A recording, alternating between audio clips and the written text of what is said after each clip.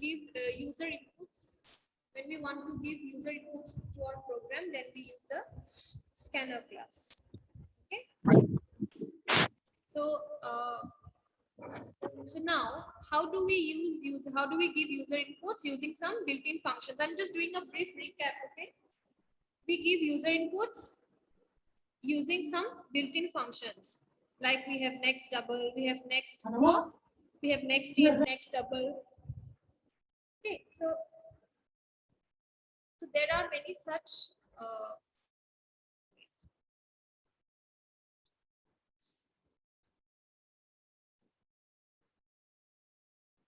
so this was one example that we discussed in a previous class, right?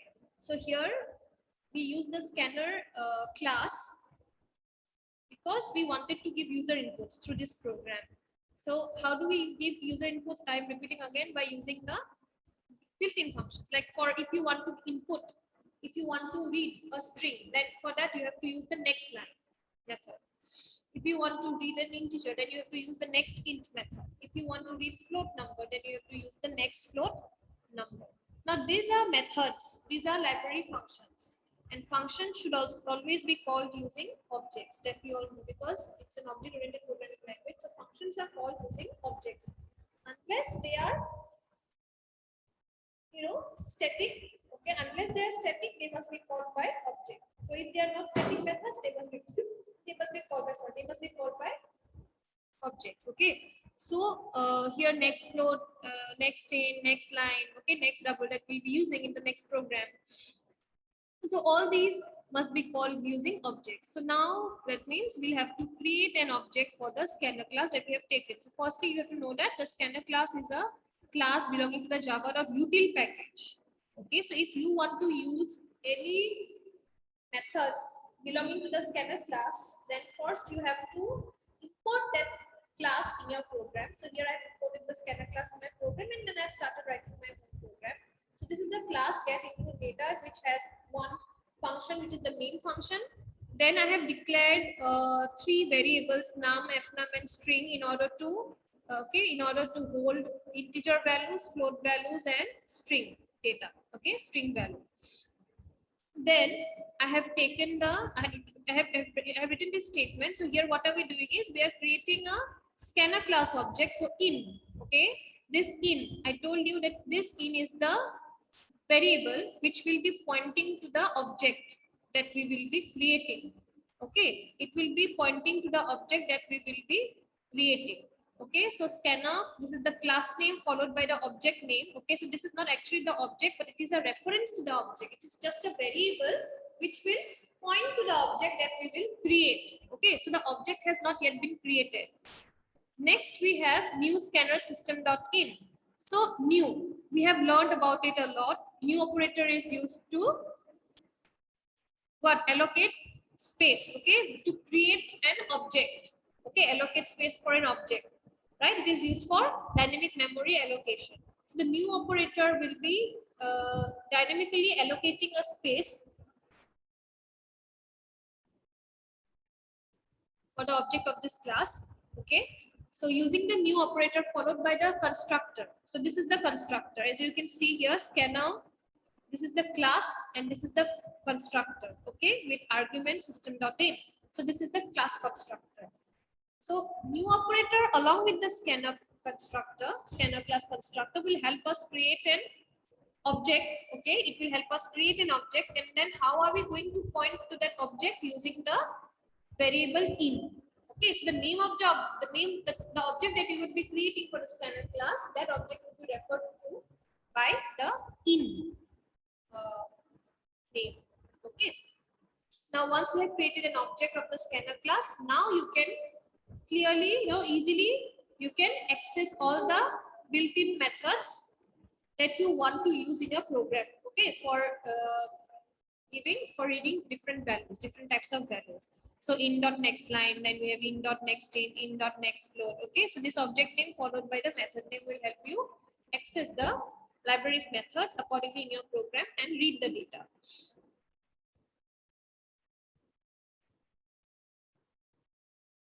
Okay, so do you have any doubts? I think it's clear, right? We have already discussed this program earlier. So next, again, a similar type of program is in here. Okay, here also, this program is to find area of a triangle. So in the previous example that we discussed in the last class, so in this example, we simply learned how to take user inputs using the scanner class, right? Here we will not only take scanner input, but also we will try to calculate the area of a rectangle. So of course, if we are to take user input, you have to use the scanner class. Okay, so accordingly, I have imported the class here. Then we have the class area of rectangle. So this will be my class. Okay, inside which I'll be having my main method and all the other statements. Okay, so this is the main method inside which first you see. Of course, I want to find the area of a rectangle. Okay, for that you should know the formula. So that will be length into breadth. Now, for length into breadth, you should first be able to input the value of length and also value of the breadth.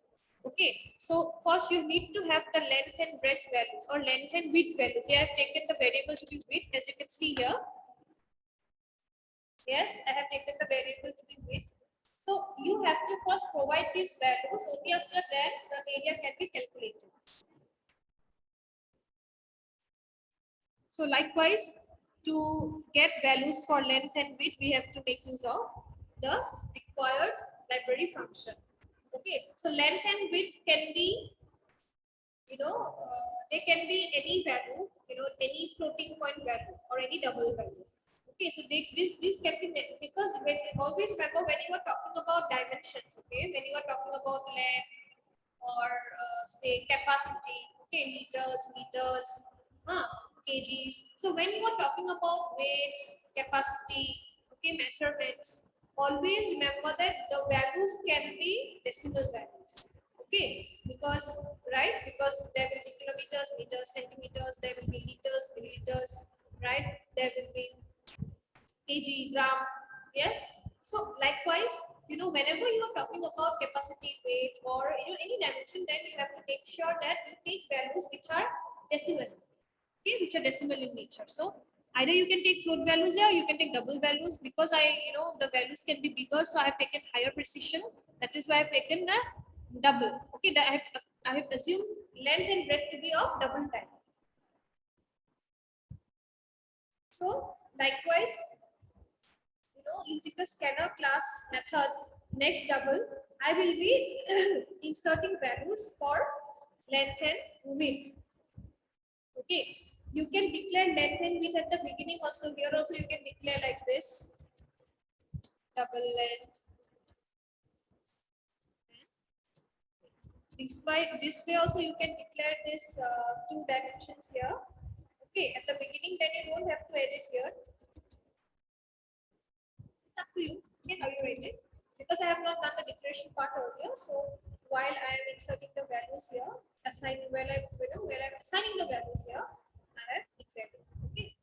For area also, you can do the declaration at the beginning. Area, because all are double values. So in a single statement, you can declare each of these 3 variables. Okay. So now, as you can see here, I have first declared length with area of type double. So now you need to insert double values. Now to be able to insert double values, you have to use that respective in a built-in function, which is next double.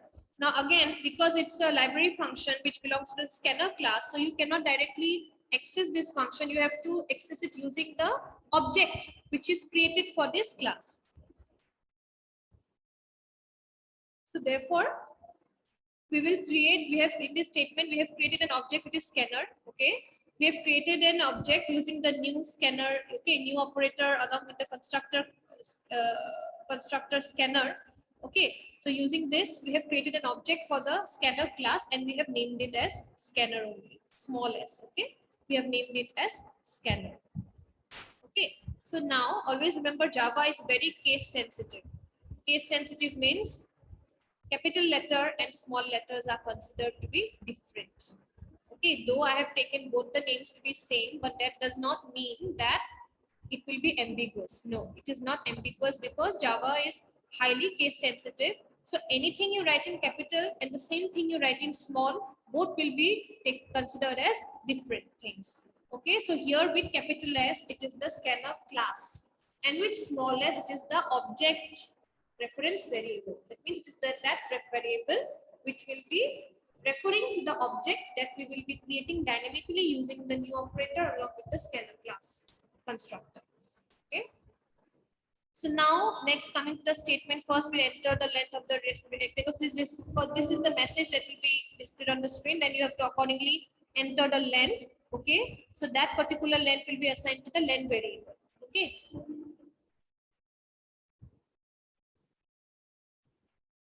Next we have enter the width of the rectangle. So now we will enter the width of the rectangle.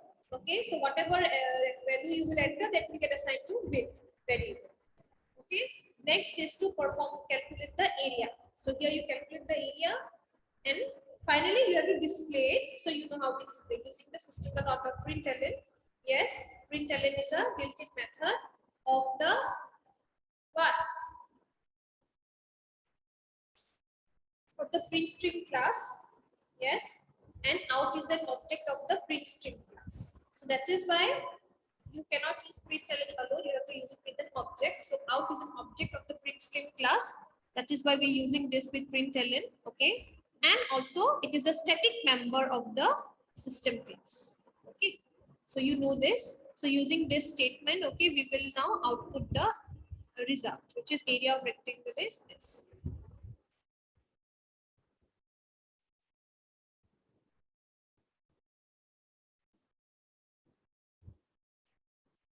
Have you understood the program? Anybody has Yes, ma'am.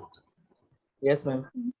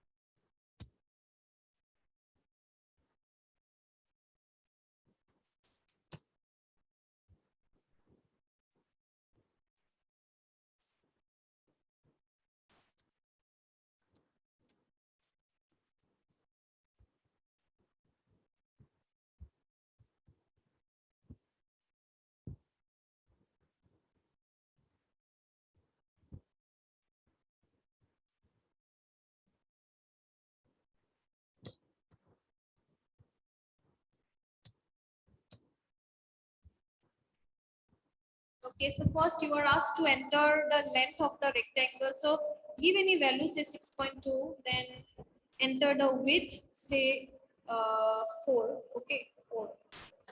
Next, 6.2 into 4 is 24.8. Okay, so this is the output. So likewise, you can, you can try on your own. Of course, I'll be showing you 1-2 examples for every concept. It is up to you how you practice. Okay. Next, we come to another program here. Okay, so here we will calculate the areas of rectangle, square, circle, triangle using user-defined functions. User-defined functions. So now, see, in this program, in the first program that we wrote here, as you can see, we have only one function, which is the main function. It is a default function. So here we don't have any other function. We have not used any other user-defined function in our program, right? Again, coming back to get input data. Even in this program, as you can see here, we have only one method, which is the main method. And inside the main method, we are writing all the code, the entire code, right? Next, again, in case of this example, again, here we have only one main method. And inside this, right, only one method, which is the main. And inside which we have written the instructions. So as you can see, we have not used any extra user-defined function. Right, we don't have any other function in our program until now. Let's go to a program where we will be using some user-defined functions apart from the main function as well. So this program is to calculate the area of rectangle, square, circle, and triangle. Okay, so for calculating the areas of rectangle, square, circle, and triangle, we will be considering separate methods. One method will, one method will help you, one method will be for calculating the area of the rectangle, one will be for calculating area of the square, third is for rectangle, and fourth is for the triangle. Okay.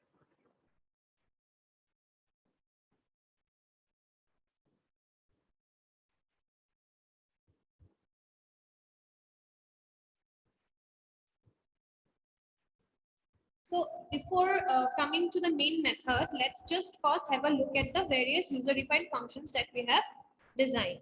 Okay, so these are the 4 user-defined methods. One is to calculate area of the rectangle. So for that we have taken area R. Okay, this is the method area R. Okay, this is the return type double. Clear?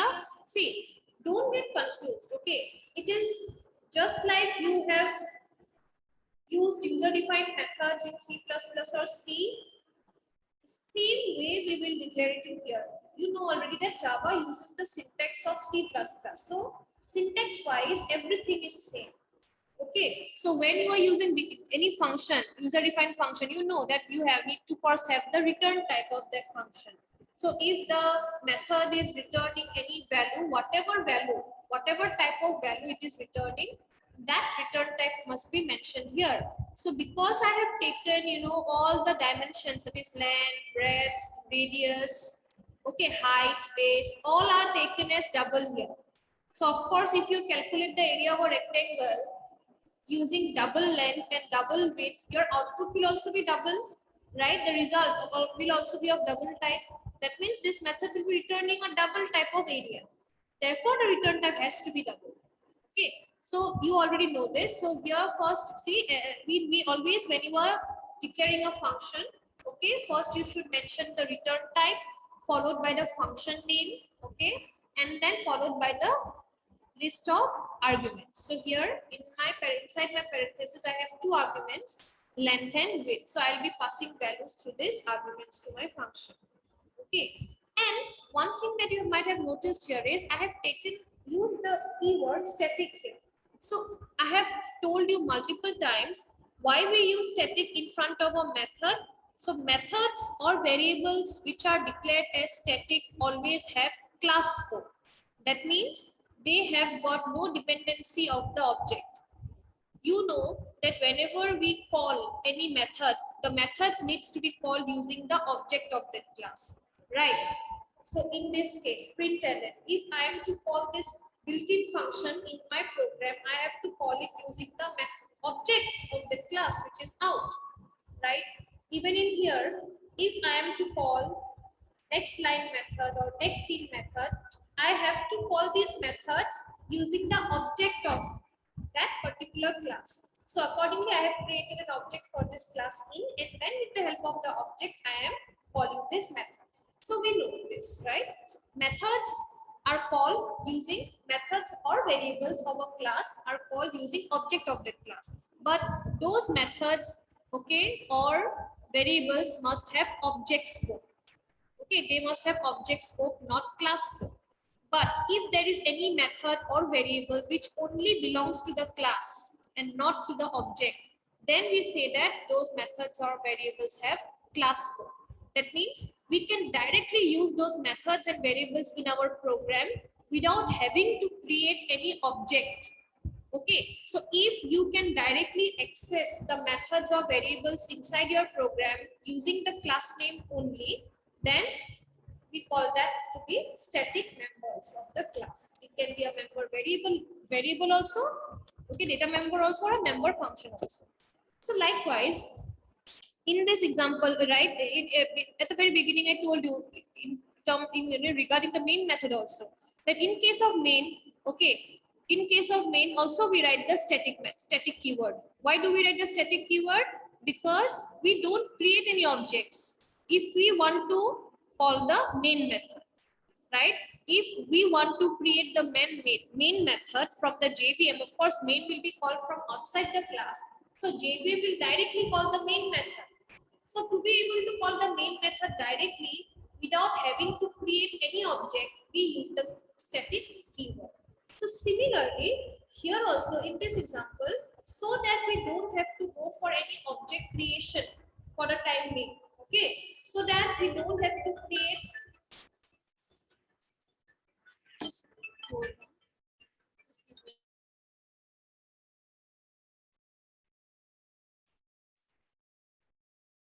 We were in here.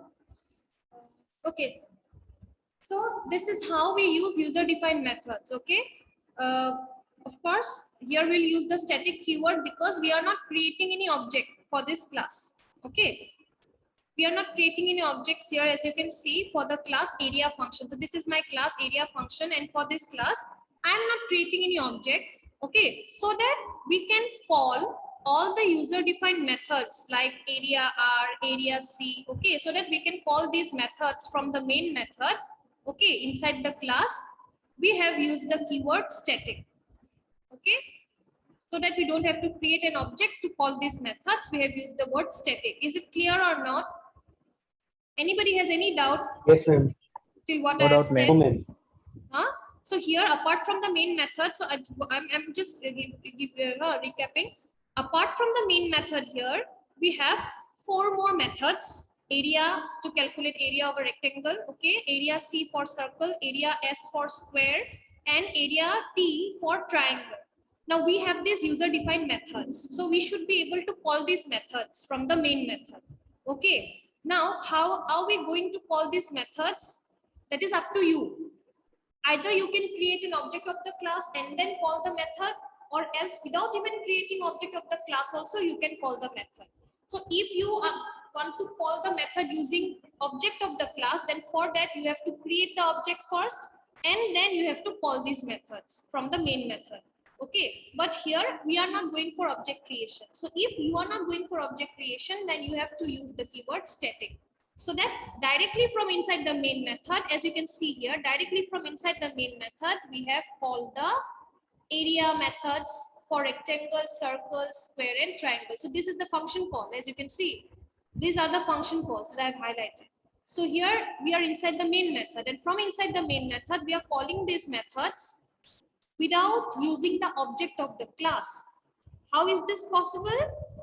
It is possible using the static keyword. So when you use the static keyword, it clearly means that all these methods belong to the class. They belong to the class, they have class code.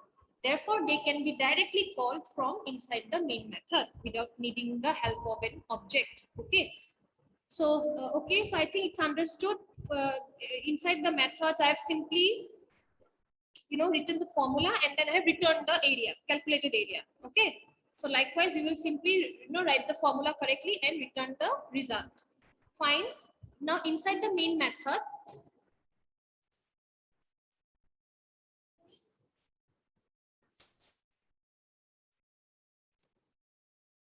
okay. Now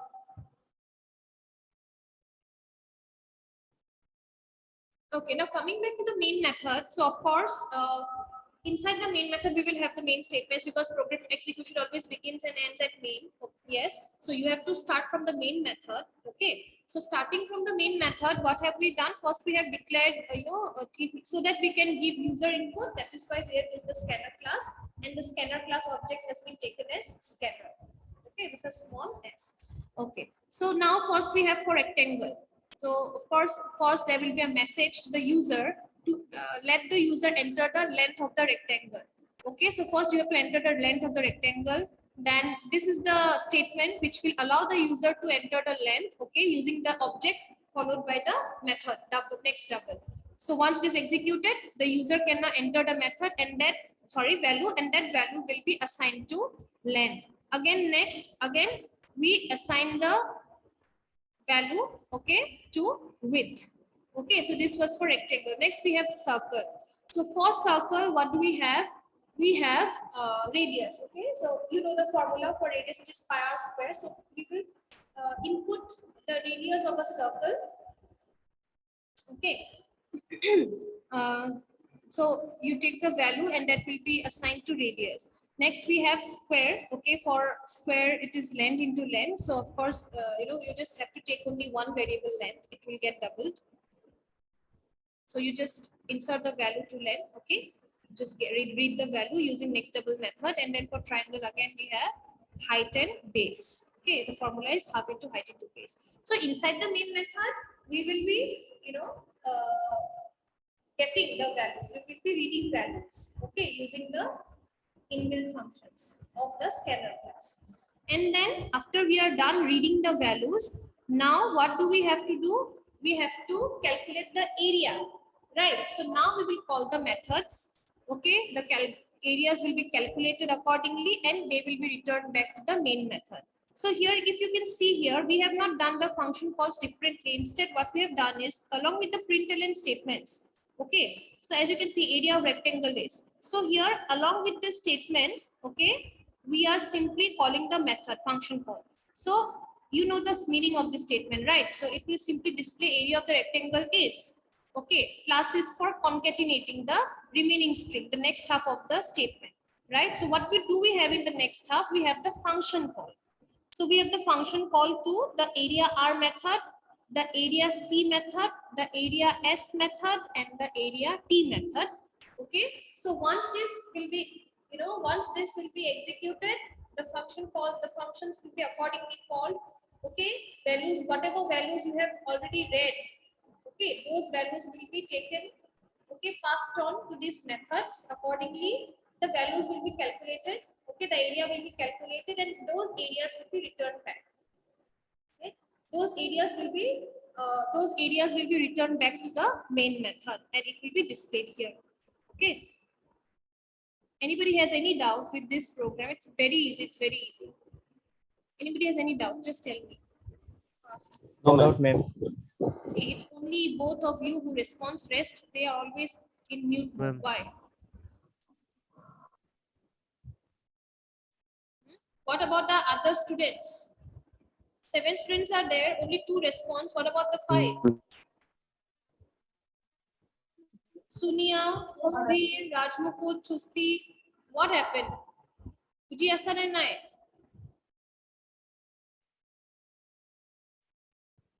Okay. No, ma'am. Okay, fine. Okay.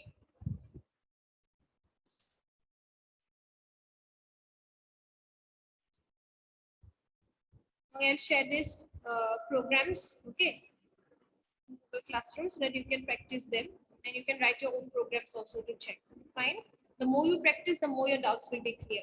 So next class, we will learn how we can use objects. Okay. So next class, we will learn how we can create objects of our class. Okay. And then we will, call the methods using the object. Okay. So far, we have not created any object. Okay, we have created object for scanner class because we have to make use of the scanner class methods in our function or in our program. That we have done, right? But for the class, for our class, for the class that we have created, for those classes, we have not created any objects. We have been using the static method only. So from now, from the next class, we will learn how to use objects. Okay, how to create objects of our class and how to use them in the program. Okay, it's just like C++. It's very easy. About you will understand.